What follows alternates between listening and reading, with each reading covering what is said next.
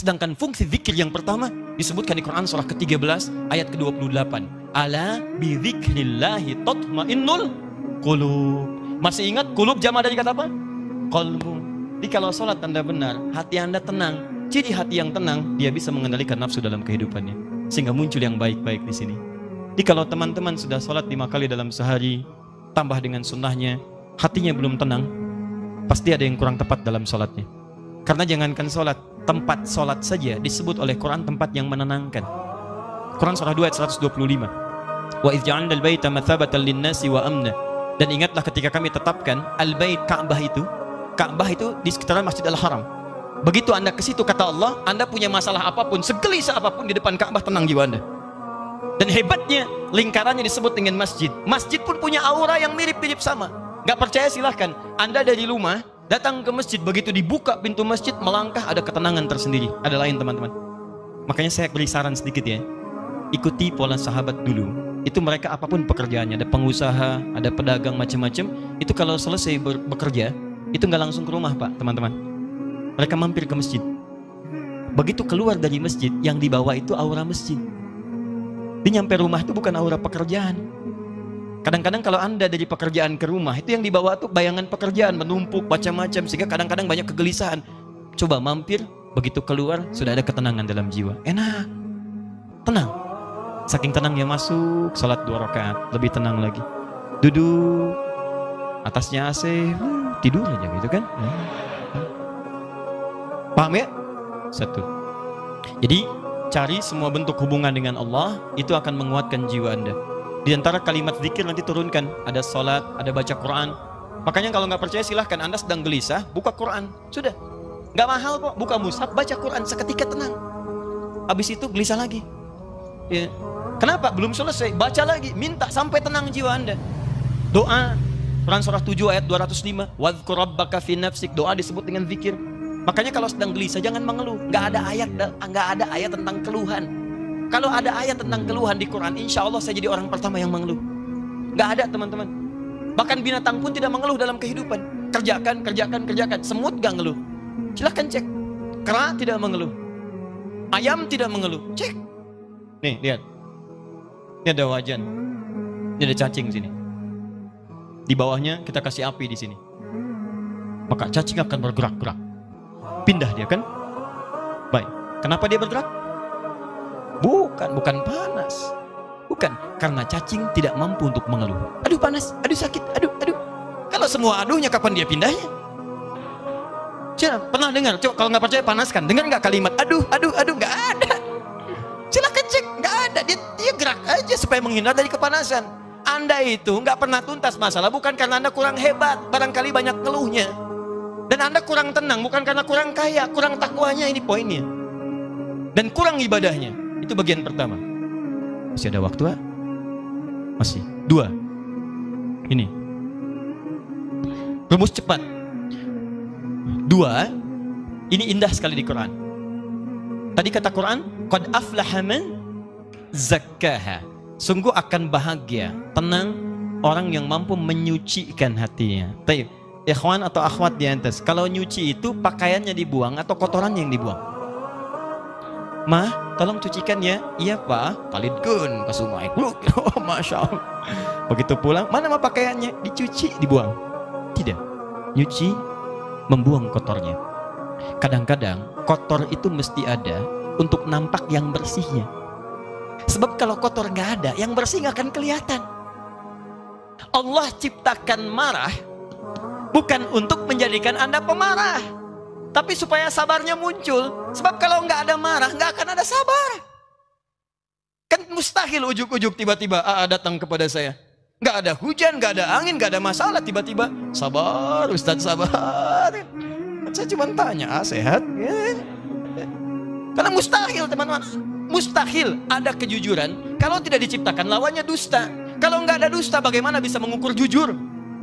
Jadi caranya bagaimana kata Quran? Ketika Anda mendapati semua ini dalam kehidupan, tidak diciptakan ini kecuali untuk diketahui lawannya. Jadi kalau Anda menemukan sesuatu yang tidak baik, yang bersumber dari nafsu, cepat langsung cari lawannya di takwa untuk menyelesaikan itu semua. Karena itu tidak dimunculkan kecuali melatih Anda untuk mendapatkan sifat takwanya. Contoh prakteknya. Ibu, halo? Suami pulang dari kantor, tiba-tiba marah. Marah saat dititipkan pada suami, hakikatnya isyarat Quran bukan ingin menjadikan suami pemarah, bukan. Tapi dititipkan marah pada suami supaya sabar di ibu itu muncul. Sebab di depan itu banyak persoalan yang membutuhkan sabar yang lebih. Kalau pada yang ini aja nggak bisa sabar, bagaimana mengatasi yang di depan? Diberikan kesabaran itu. Dititipkan marah pada suami bukan untuk menjadikan suami pemarah. Jadi kalau suami pulang marah misalnya, maka lihat cara bacanya. Berarti ibu dituntut untuk menghadirkan kesabaran. Allah sedang ingin memunculkan sifat takwa pada diri ibu dalam bentuk sabar. Ibu ingin dekat dengan Allah? Ingin. Baik, sekali lagi ingin dekat dengan Allah? Kunci dekat dengan Allah, sabar. Innallaha ma'as sabirin. Quran surah kedua ayat 153. Allah dekat dengan orang-orang sabar. Ibu ingin masuk surga? Kunci masuk surga, sabar. Quran surah 13 ayat ke-28. Kalimat malaikat pertama menyambut orang ahli surga, salamun alaikum bima sabartum. Selamat, Anda bisa masuk surga karena sabar. Jadi kalau ada suami marah, datang ke rumah, berbahagialah bu. Kenapa? Karena pada saat itu, ibu dititipkan oleh Allah langsung cari lawannya. Mama! Alhamdulillah, sabar. Ya Pak, Masya Allah. Ini kadang-kadang tertukar. Suami marah, ibu lebih galak. Masya Allah. Mama, kenapa Pak? Mama kenapa? Papa kenapa? Mama gak tahu kalau Papa ini matahari, pemimpin. Papa gak tahu kalau Mama bulan. Dengan kekuatan bulan, aku menghukummu. Ada repot. Gak nyambung. Gak beres-beres kalau begitu. Sama. Jadi sebenarnya gak susah. Kalau Anda menemukan yang kotor dari nafsu, cepat cari lawannya yang baik. Suami pulang nih, istri cemberut. Apa lawan cemberut?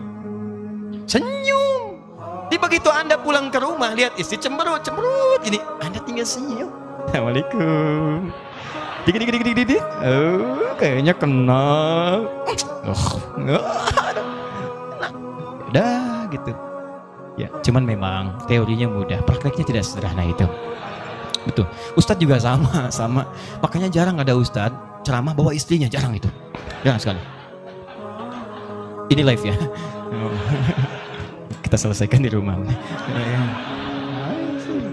Jadi dua saja itu. Pertama, bangun hubungan dengan Allah, zikir. Makanya Anda kalau temukan kalimat-kalimat ibadah itu semuanya takwa ujungnya.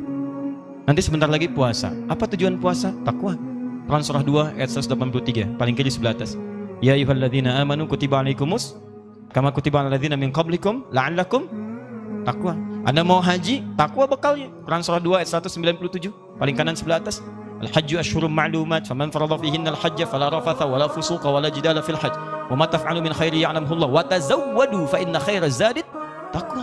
Mau haji, takwa muaranya. Mau puasa, takwa. Salat, takwa. Infak, sedekah, takwa. Semua takwa. Jadi ternyata tujuan ibadah itu ketika Allah bebankan pada kita bukan untuk menjadi beban dalam kehidupan, tapi ingin membuat Anda bahagia. Karena takwanya muncul. Makanya selesai sholat, selesai infak, selesai baca Quran, ditutup ayatnya. Quran surah 2 ayat ke-5. Lihat, ulaika ala hudam min rabbihim wa ulaika humul muflihun. Qad aflaha man zakkaha wa ulaika humul muflihun. Bahagialah mereka semua. Di ketika Allah minta kita sholat, Allah minta kita bahagia. Aneh kalau ada orang diminta bahagia nggak mau bahagia, itu orang aneh. Makanya ketika Anda dipanggil sholat, hayya 'alas shalah, Anda tanya, kenapa kami sholat ya Allah? Dijawab, hayya 'alal falah. Ayo saya kasih bahagia. Yang belum bahagia datang ke sini. Anda orang kaya, Anda orang hebat, belum bahagia. Cek, bukan karena Anda kurang hebat dan kaya, Anda kurang takwa. Karena ketika Anda takwa, masalah Anda selesai. Quran surah 65 ayat 2 dan 3. Wa may yattaqillaha yaj'al lahu makhraja wa yarzuqhu min haitsu la. Selesai. Quran surah 2 ayat 189. Wattaqullaha la'allakum tuflihun. Anda takwa, ini nafsu turun. Begitu turun, maksiat hilang. Begitu hilang, dosa diampuni. Turun Quran surah ke-8 ayat ke-29.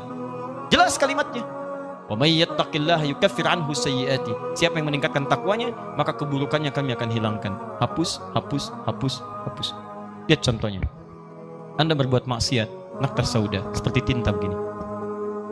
Anda kerjakan kebaikan, hapus. Tapi ingat, dosa itu seperti menulis di papan tulis. Tintanya ringan, mudah untuk dihapus. Tintanya sulit, tidak mudah untuk menghapusnya. Butuh waktu, butuh perjuangan. Kadang-kadang Anda mesti berjuang. Seperti saya. Berjuang, datang sendiri, rangin sendiri, nulis sendiri, ngapus sendiri. Ya sama. Akhirnya. Alhamdulillah. مولاي صل وسلم دائما أبدا على حبيبك خير الخلق كلهم مولاي صل وسلم